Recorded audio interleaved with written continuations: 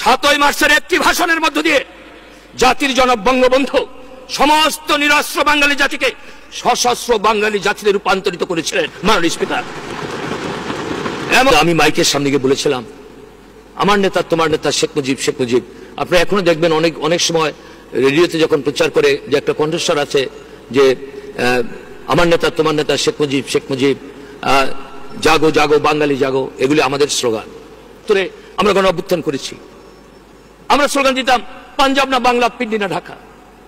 জাতির জনক বঙ্গবন্ধু 1969 গণ অভ্যুত্থানের মধ্যে দিয়ে কারাগার থেকে মুক্তি লাভ করেছিলেন এবং 23শে ফেব্রুয়ারি সরওয়ার্দী উদ্যানে 10 লক্ষাধিক লোকের সামনে আমরা জাতির পিতা বঙ্গবন্ধুকে বঙ্গবন্ধুবাদীতে ভূষিত করেছিলাম। এবং 70 নির্বাচনে কি ছিল? আজকে অনেকে অনেক কথা বলে, আমি একটি কথা বলি মাননীয় স্পিকার, জাতির জনক বঙ্গবন্ধু একমাত্র পাকিস্তানের নেতা।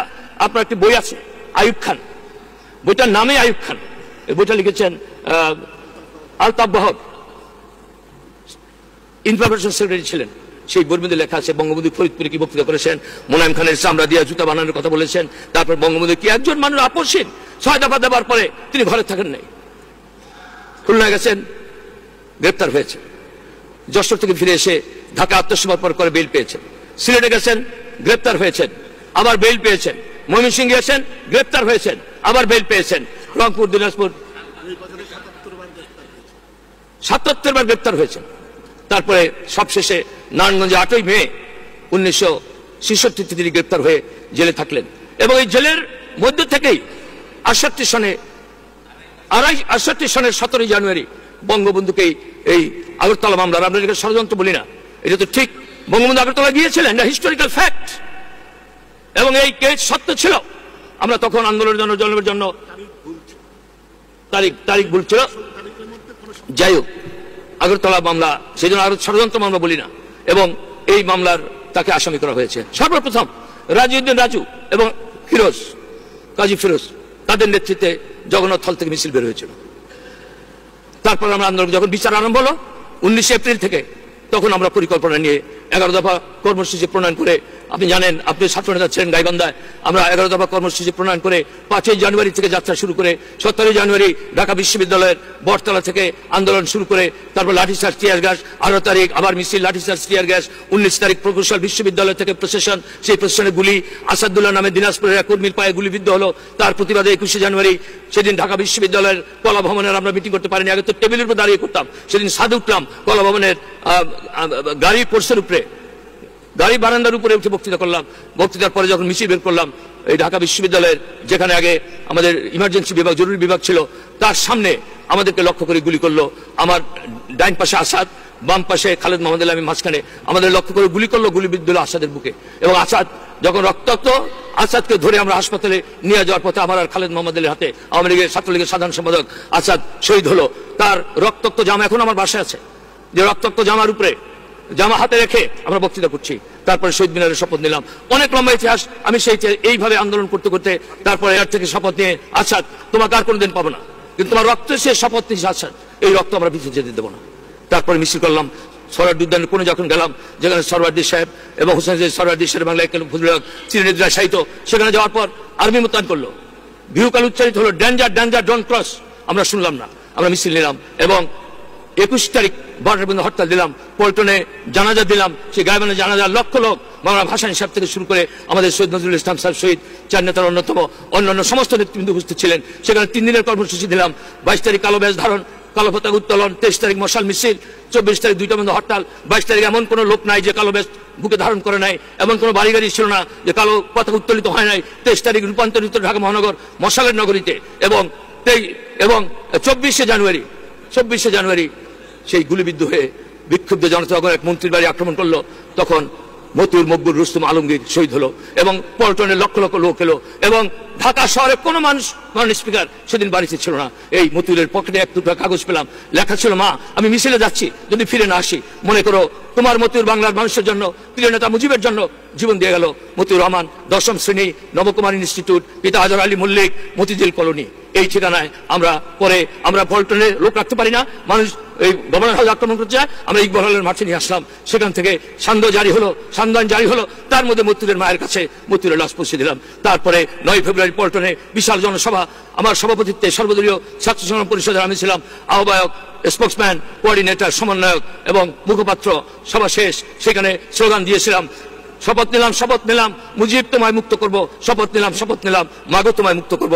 এবং এই আন্দোলনের পথ বেয়ে সার্জেন্ট জহুরুল হক জীবন দিল 15 ফেব্রুয়ারি, ডক্টর শামসুদ্দৌলা শহীদ হলেন 18 ফেব্রুয়ারি। 21 ফেব্রুয়ারি জনসভা করে আলটিমেটাম দিলাম 24 ঘন্টার মধ্যে প্রিয় নেতাকে মুক্তি দিতে হবে, এবং 22 ফেব্রুয়ারি মুক্তি দিল, এবং 23 ফেব্রুয়ারি আমরা সর্বদলীয় ছাত্র পরিষদের পক্ষ থেকে অভ্যর্থনা জানালাম। এইগুলি উনি জানেন নাই, উনি বলছেন 69-এর, এগুলি ওনার জানা নাই। তিনি একটি বই লিখেছেন। সুতরাং তারপরে বঙ্গবন্ধু গোল টেবিল বৈঠকে গেলেন, অনেক ইতিহাস। মাননীয় স্পিকার, আমি লম্বা, আমি দুঃখিত, আমার নিজেরও ব্যক্তিগত কিছু কথা এসেছে বলে আমি মাপ চাই, আমি দুঃখ প্রকাশ করছি। আমি ঐতিহাসিক ঘটনা বলতে গিয়ে যেহেতু তার সাথে জড়িত ছিলাম, সেই জন্য কিছু কথা বলেছি। তারপরে 70-এর নির্বাচনে কথা বলছিলাম এই কারণে যে বঙ্গবন্ধু যদি 6 দফা না দিতেন, আগরতলা মামলা হতো না। আগরতলা মামলা যদি না হতো, গণ অভ্যুত্থান হতো না। গণ অভ্যুত্থান যদি না হতো, বঙ্গবন্ধু মুক্তি পেতেন না। আর মুক্তি যদি না পেতেন, 70-এর নির্বাচনে নিরঙ্কুশ সংখ্যাগরিষ্ঠতা নিয়ে তিনি পাকিস্তানের মধ্যে একক রাজনৈতিক দল হিসেবে আত্মপ্রকাশ করতে পারতেন না। বঙ্গবন্ধু তো সেই নেতা, ইনি বলছেন প্রস্তুতি ছিল না, বঙ্গবন্ধু তো সেই নেতা। তিনি 3রা জানুয়ারি 1971 নির্বাচন হল 7 ডিসেম্বর, এবং পাকিস্তানের জাতীয় পরিষদের 7 ডিসেম্বর, প্রাদেশিক পরিষদের 17 ডিসেম্বর, এবং 3রা জানুয়ারি তিনি শপথ নিলেন, 6 দফা আমার না, 6 দফা আওয়ামী লীগের না, 6 দফা জনগণের সম্পত্তিতে রূপান্তরিত হয়েছে। কেউ যদি 6 দফার সাথে বেইমানি করে, তাকে জ্যান্ত কবর দেওয়া হবে। আমি যদি করি, আমাকে পাকিস্তান বুঝে গেল। তারপরে অনেক ইতিহাস এই এখন আসলো। আমি তাকে বলবো, জনাব খন্দকারকে, সিদ্দিক সালেকের একজন মেজর সিদ্দিক সালেক, পরে ব্রিগেডিয়ার হয়েছিল, তিনি ওই যে জিয়াউল হকের সাথে এয়ার ক্রাশে সেই সালেকে মৃত্যুবরণ করেছে। তার বইটা যেন পরে witness to surrender, what was the father of the nation, what was his preparation. মাননীয় স্পিকার, বঙ্গবন্ধু বলেছিল এলএফের অধীনে নির্বাচন করে কোনো লাভ হবে না। বঙ্গবন্ধু বলেছিলেন, LF, I will tear this LF into pieces immediately after the election. নির্বাচনের পরে এলএফকে আমি টুকরা টুকরো করে ছিঁড়ে ফেলবো। এই ছিলেন বঙ্গবন্ধু শেখ মুজিব। সে 70 নির্বাচন দিন হতো। একে খন্দকার আরো কি বই লিখেছিল আগে, মনে হয় উনি জিয়া রহমানের কথা শুনে তিনি যুদ্ধ করেছেন। তিনি কবে, আমি দুঃখিত, তিনি কবে, এখানে মেজর রফিক আছেন, তিনি কবে ডিফেক্ট করেছেন? In the month of April, যুদ্ধ আরম্ভ হচ্ছে 26 মাস। হি ওয়াজ হিয়ার। আমরা বলি না কেন সব বই লেখে, তারও কারণ জানি, সময়টা কোন সময় বেছে নিয়েছেন তাও জানি। বঙ্গবন্ধু কন্যা শোকে, দুঃখে, বেদনায় পাথরের মতো। তিনিই তো বলেছিলেন যে আমার বাবার লাশ যখন ওখানে, আপনারা তো গিয়ে রেডিওতে খন্দকার মুস্তাককে সমর্থন দিয়েছিলেন। তারপরে সাংবিধানিক কিছু প্রশ্ন নিয়ে কথা উঠেছিল, আমি সমালোচনা করতে চাচ্ছি না, বললে অনেক কিছু বলার আছে মাননীয় স্পিকার।